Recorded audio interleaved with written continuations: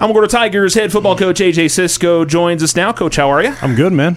2-0. Better, even better to join after two straight wins. It is better when you come in at 2-0 instead of just one win. Yeah, absolutely. Well, I was talking about it during the broadcast. Maybe not the biggest win since you've been here, but certainly one of, just based on the caliber of the team that you guys played, and just to start to continue building momentum, and your guys' goal to not just make the playoffs, but have a chance to host a playoff game, win a playoff game, all those kind of things. Yeah, it was. I mean, it's a big win. Roswell High is a quality program. I know it really well for multiple reasons. And to come in here and to go through kind of our theme last week was endure, and having to endure a lot last Friday. I got to give credit to our kids, man. Like, whatever we put at them or whatever was thrown at them, they endured it, came back, stayed focused, stayed locked in the entire time. And you're asking teenage kids to be mentally focused for probably close to 7 hours. From when we get them back on campus at 4 o'clock, they were locked in until about midnight. And so, I mean, that's a long time for those kids to have to mentally lock in to play a football game, and then have to start, stop, and then continue to be locked in. That's credit to our kids overcoming a lot and not letting anything distract us about what our mission was last Friday. Yeah, both teams had to deal with the same sort of things. I mean, certainly for Roswell, maybe not being in a home locker room or something like that might have been a difference, but I think for the most part, both sides had to face the same thing, and your guys, again, similar to last week, avoided mistakes, executed in places that they needed to. A lot of the things that were lacking last season, you guys are really executing well on this season. Yeah, we did a great job. That's the second week in a row with no turnovers, won a turnover battle. We got one. I thought we did a better job offensively of converting first downs and sustaining drives, and we didn't have nearly as many 3-and-outs consecutively. And so credit to our offensive guys and offensive staff for putting together a game plan to let us be successful and sustain drives. And when we got the ball in the second half up by a touchdown and we threw out a 7.5-minute drive to kind of put it away, those are good feelings when you can do those things and not have to sit there and go, all right, we're going back to defense. We're relying on defense to get a stop here. And defensively, I thought it looked just like a replay of week one of our kids flying around, very confident in what we're doing, executing at a high level, and then tackling in space really well. Yeah, and I mean, if you kind of get into the intricacies, you guys essentially had 4 turnovers in the games. I think you turned them over on downs twice. You had the punt that you can say block, but you basically just tackled the young man. He couldn't get the punt off in time because the rush got there too fast for him. And then, of course, the fumble. And, very much, they were able to move the ball at times, but, when they got inside your 30s, inside your 20s, the defense really stiffened up and made plays when they needed to. They did a good job, and our defense and Coach Haney and the guys that coach defense did a great job coming up with a plan. We were not going to let our Roswell get over the top of us. We were going to try to force them to run the ball and then make them throw stuff out in the flats and then just run and tackle. And we'll give up the swing pass. I mean, they scored on the first drive on a swing pass that we missed 3 tackles on.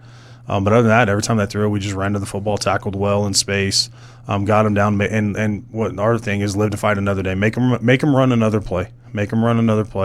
And you go down to that last drive in the fourth quarter when we're up by 2 touchdowns and we get the stop. That was a big stop, and they get down to the 2, and then we make a great play at the safety position with Sam Strong coming up on 4th and goal and making a tackle for a loss.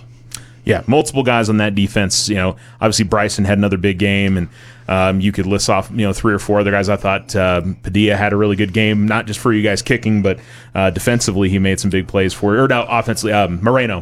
Yeah, he made good game kicking, but Padilla did as well. Yeah, and that's the other thing. Your offensive and defensive lines were really, really good. I mean, you were able to run the football all night long. Yeah, and I mean, I want to say we threw 5 passes.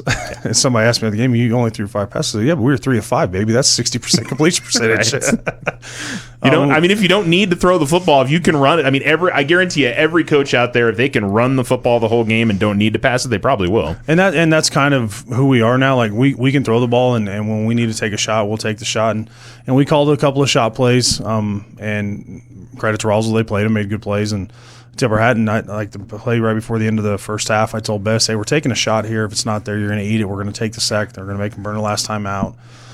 So it goes down. Everybody's like, well, what are we doing? We're just taking a sack deep in our territory. No, we're going to make them burn a timeout, run some more clock, make them punt. But let's punt with 7 seconds left instead of giving the ball back with 30-some seconds left. So when we're successful running the football, that's what we're going to do. And up front, our guys do a great job of communicating, and it goes back to kind of where we were at in 2019 when we ran the football against everybody and we're really good at it. We're just a lot more explosive with speed, that we can take balls, and it's not 3 to 4 yards carry. There's going to be one that we pop for 30 or 40, and it's touchdown. Yeah. And also, Saris making good punts as well. Give him credit, too, because certainly that punt right there before the half clicked over, if he doesn't get away a good punt, that would have been a problem for you guys. And that was a testament. Hey, it's one step, get it out, and then he has to go make the tackle. And so there's a bunch of huge plays. When we do our award decals at the end of the game as a staff, we talk about it and what are the big plays of the game. And this game, there's a lot, and I don't think one of them was really an offensive play. I mean, there's a lot of big plays defensively and in the special teams game that kind of helped decide that game. Yeah. But, that's all in the rearview mirror now. It was obviously a great win over Roswell, and I'm sure everybody on the coaching staff is, preaching to the guys, doesn't really matter anymore. You guys have got to beat Albuquerque High this week because last week really doesn't mean that much if you can't go out there and get a win this week, For right? sure. We told our kids when we were talking to them at the end of the game, it was 11:49. I told them we're going to be 1-0 at 9:30. I said I was about 2.5 hours off from that. But I said, you got tonight to enjoy it, which is about 12 more minutes. And then we're back to work on Monday morning at 6 a.m. I'm getting ready to play Albuquerque High, a 2-0 team that is off to a good start for them. I found out an interesting stat from a sports reporter up there in Albuquerque. They haven't made the playoffs in almost 3 decades, and that's a huge goal for Albuquerque guys getting the playoffs. And Coach Nye has done a great job of getting Albuquerque kind of over that hump where they can be competitive and do things, and they've got a ton of guys that can scare the death out of people. Yeah, and they came in here obviously and got a win last year. They did graduate a decent amount from that group last year, right? Yeah, they did, but especially defensively. I think they returned 3 starters defensively, but they graduated 4 or 5 guys offensively. Quarterback was a big one. He was a stud last year for him. So they do return a running back in Landeros who's explosive and can break one at any time, and they are absolutely huge up front. Just like last year. I mean, they look like clones of last year. Yeah. And that's obviously a challenge for you guys because, I think between Deming and Roswell, neither of them were massive up front for you guys. So this will be kind of that first test going up against, big size in the lines, which you will see a lot as we progress throughout the season. So that's, I'm sure for the defense, it's going to provide a new challenge for them. But your athleticism is something that you can kind of take advantage of with some of that big size they have. We hope so. I thought our D-lines played really well the last couple of weeks, and we got some kids that we're not necessarily big enough to match up with them, but our skill-wise and athleticism and speed gives us a shot in Tanner and Michael Scott. And then we've got the anchor inside Jimmy, who's a big kid that's going to eat up blocks. And the whole goal is let those linebackers run and let Saris run around and Jesse run around and make plays and get those safeties coming down in the alleys and continue to make plays. So we do got our hands full defensively with Albuquerque High. They've got speed everywhere on the field. At the tailback position, they got skilled kids. They don't get nearly under center as much as they did last year or get in the pistol like they did last year and try to run the football. They're going to get their athletes out in space and create ways to get them on the edge and let them go because they're dangerous and they can pop one at any time. So we got our hands full there. Defensively, they're going to come from every which way. And so they're going to line up, and there's going to be 7, 8 guys in the box. You don't know which way they're coming, which way they're going. So we're going to have to be really good in executing and communication up front with our offensive line. And if the cool part about that is how difficult it is to stop and prepare for that. If you do break one, it is over. We got enough kids that'll outrun just about everybody if they can get loose. Yeah, there's no doubt. You get Nate in the open field, you get Bryson in the open field, or a couple of the wide receivers out there. Obviously, that makes a big difference for you guys for sure. So it'll be fun to see how it goes. But the possibilities obviously for you guys, if you look at the schedule and look at what's going forward, it's got to be exciting for the guys in the team because unfortunately, at times it feels like you're kind of playing from behind over the last couple of years, or just overall season-wise, trying to catch up. And this year, it's a little bit of playing from ahead. And if you guys continue to execute, there's big things on the forefront for you. And there is, and we talked today about this morning that we need to.